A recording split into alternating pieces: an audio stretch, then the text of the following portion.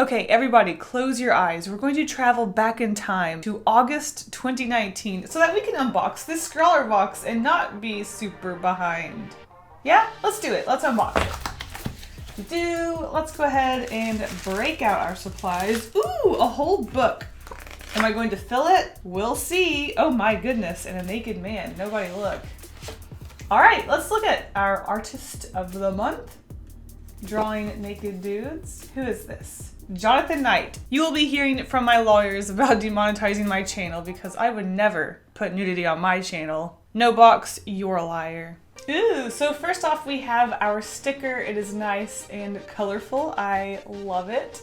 Scrawler box says what? Gay rights. And we have our list of supplies, which I will be looking through so I know what the heck I'm talking about. And of course we have our candy. We have Fruitella. It's like Nutella, but fruit. Let's try it. Candy review time. Okay, so it tastes just like an orange Starburst. So our first item in this box is this crock book by Claire Fontaine. 24 sheets, 160 GSM. There you go. I'm so tempted to fill this whole book with a bunch of little doodles like I did in the previous mystery box. We've also got this Staedtler Lumograph 4H pencil. A Pilot DR drawing pen in 05. Boop. And we cannot forget these chameleon color blending fine liners. So that's really interesting. We have fine liners that can blend into each other. I'm excited to see that. It says to blend colors, all you have to do is switch the cap to another pen, hold vertically for a better transfer, leave it for a few seconds, and make vibrant color to color blends. I am super curious to test those out, so let's start swatching and doodling around and think of something to draw. Do I fill the whole book? Do I not fill the whole book? We'll see. Wow, you know you're gonna have a good time with your fine liners when it comes with a two-sided booklet on how to use them. We have do's, we have don'ts, we have times. I mean, whew, I'm terrified, but I'm really excited to try these and see what they're all about. Okay, actually, what if we did like a rainbow? So if we went from one color to the next and created like a rainbow effect. So let's see. So I'll put the red to the yellow, then I'll put the yellow to the green, green to blue, then blue to this magenta pink purple. So let's do it. Let's see what happens. Okay. Yes. So, wow, what am I doing? So I want to start off with red. So you put the cap in for... It said no more than 30 seconds, and depending on how long you want it to be, okay, whatever, I guess we're done. Okay, so we've got our red. Oh, that's just yellow. I feel like we had like a bit of an orange tint there, but I'm having issues, I think, getting it to change. Hold on. There we go. It's a little bit more orange, I guess. I would describe that as a sad red. Let's check out our yellow as is. Maybe I should have swatched these before I started mixing them, but I got really excited. What can I say? So there's our yellow, our sort of light green. Maybe the pink should have went before red, huh? But I put it after the blue for some reason. It was looking a little purpley. Actually, what would it look like if... So the style of the featured artist, we have some hatching and cross hatching. So what would happen if we mixed colors? Would it look like a different color? Could we get a gradient in that way? So say we cross hatch them together. Can I get like a gray blue maybe? What if I did like the green and blue? That's something I think I would like. I like green. I like blue.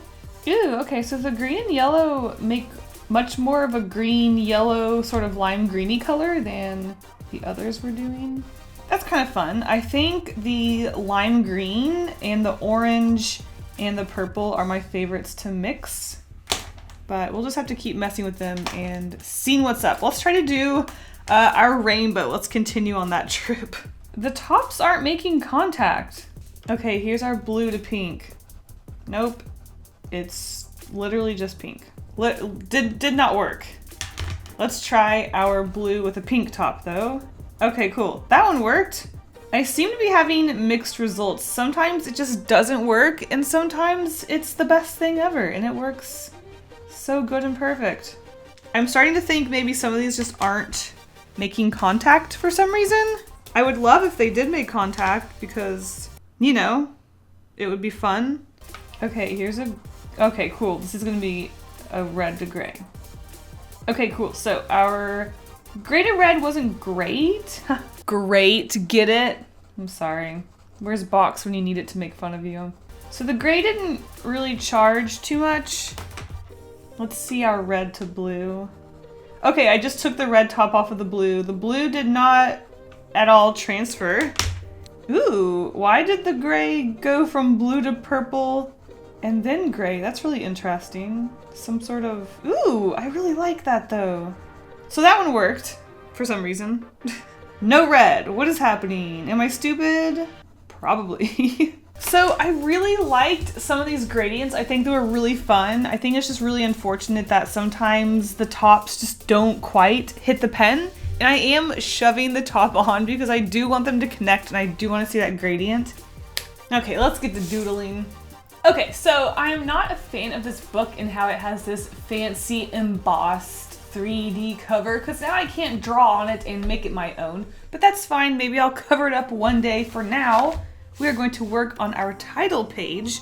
I'm not really sure what to draw and I want to keep it simple and fast and cute and it's Halloween. I'm going to make this ghost related. So I am going to go to a internet generator, look up random objects and draw ghosts with them. With that in mind, I think the title of our book is going to be The Book of,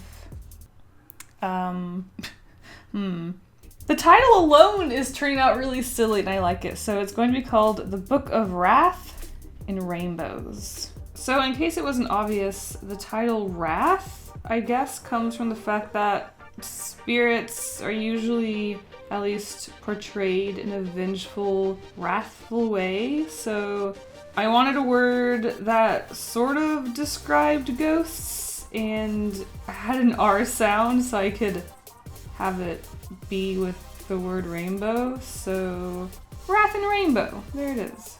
All right, and there we have the Book of Wrath cover page. So what do you guys say I go to the internet and use a random item generator and create some little ghostly rainbow doodles?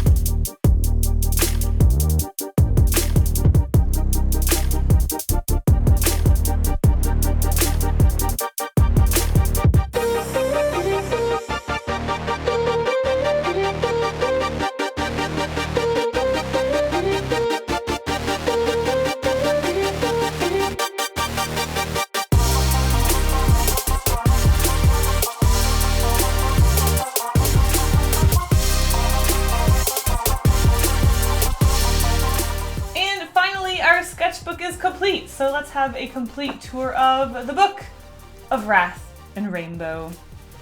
So like I said, I used a random item generator to come up with different items to doodle ghosts with. So it is just a bunch of random items with ghosts in it. And to be honest, I really struggled using the fine liners. I just really wasn't sure how to use them, I guess, when it comes to my style. And I did try to use them in a way that was similar to our featured artist using cross-hatching and using the colors to create a rainbow. But either it just wasn't, I guess, in my nature of how I draw, or I wasn't used to drawing that way and it took me a while to get used to it. But most of these are just simple line doodles, black and white, with a splash of gradient color, which I really like this one. I think this one's really cute. It's a tree that turns into a ghost and it's been cut, and there's a lovely gradient handle. I think that one's really fun. So projects like this where I fill a sketchbook, they aren't the most, I guess, I'm not completing finished pieces of artwork, but I do think it's really fun to do something like this because I create little ideas here and there that aren't masterpieces, but they can always turn into something a little great. So I think these are really fun. We have a ghost tooth, just silly little things that, you know, turn your brain off and doodle away. Nice gradient from yellowy green to red. Unfortunately, it seems like half of the pens were not working as far as gradient goes. So what I realized was that the pink and green tops, unfortunately, were the only tops that created a nice gradient. The other tops were not making contact with the pens, and so it didn't make a gradient, which was really unfortunate. Now this spread is the best spread. If we are talking about spreads that use the hatching and cross-hatching to create a nice gradient of color and have really rainbow colored effects, this is the best spread that I have in this book. I think maybe it's just because it was fruit. I'm not really sure what it is, but it was just really a lot easier for me to do the color and stuff on this one, and I really struggled with the others. So take it in, this is our best page. Just random objects with ghosts coming out. I really like how this one's a Polaroid photo, but it's a ghost coming out of the camera. On this one, I tried to recreate our featured artist. What was it? David? The statue of David, but I have an ant instead. Just some random art with a ghost. I really like this one. I think the glasses were really simple and it was a cute addition to the ghost, and the gradient turned out really good on that one. So I really like this guy. Love this gradient here. The yellow to the pink turned out great. Sometimes the gradients turned out really good, but for the most part they were kind of hit or miss, it seems. I really like the coloring of shading on that one. That one was fun. We have our pencil and our pencil ghost. That was really cute. I like the colors on that one. Nice and simple. I think this is where I started to get a feel for how I wanted to use the fine liners. So this is a lovely gradient. We go from the pink to purple to blue, which was really nice. And this is when I was like, you know, maybe I should just use the faded line to create something abstract in a way. So obviously it is a bouquet of flowers, but you see that gradient from pink to blue, which was really fun. So instead of trying to draw something, I just scribbled something that resembled something, and I think that was really fun. So I continued to do that. So here we do have a slight green to yellow gradient doing plants, and then I did flowers from blue to red, I guess. Again, I decided to use the gradient for something a little more subtle. So we have these little shiny sparkles go from the pink and then to blue. This gradient lasted so long. I tried to get it to go to blue, but there was so much charge from the pink that it was like pink halfway through, and then it started to fade to purple, and then I just never got that blue. So these two are really fun. I guess this is just like money floating away, and then over here we have the lights, really fun. This one's just a threaded line. Again, just kind of embracing the fact that there's a line changing color. This one's also really cool. I think the gradient turned out great. And yeah, another good gradient right here. And that was it. This is probably my favorite one, which is kind of funny because it's literally the last page. I just really like the way the gradient went from green to yellow for the plants. And then on top of that, I added flowers that went from pink to blue. But not only did it go from pink to blue, but the pink and the green complement each other, and then the blue and the yellow complement each other. So it was this lovely little gradient between the flowers and the grass, and I really like this one. So the last page is my favorite page, and there you guys go. I hope you guys enjoyed watching me fill yet another sketchbook with little doodles. It's just a really fun exercise, I think, to get your brain going. So thank you so much to Scrawlrbox for sending me this box. If you want to get your own Scrawlrbox, check out the link in the description. Thank you guys so much for watching. Stay golden. And now a huge thank you to my wonderful patrons for all of their support. You guys are the best. If you want to be in the credits at the end of my videos, see secret sketches, coloring pages, early access, and more, check out my Patreon by clicking a link in the description. Thank you guys all so much for the support. Bye!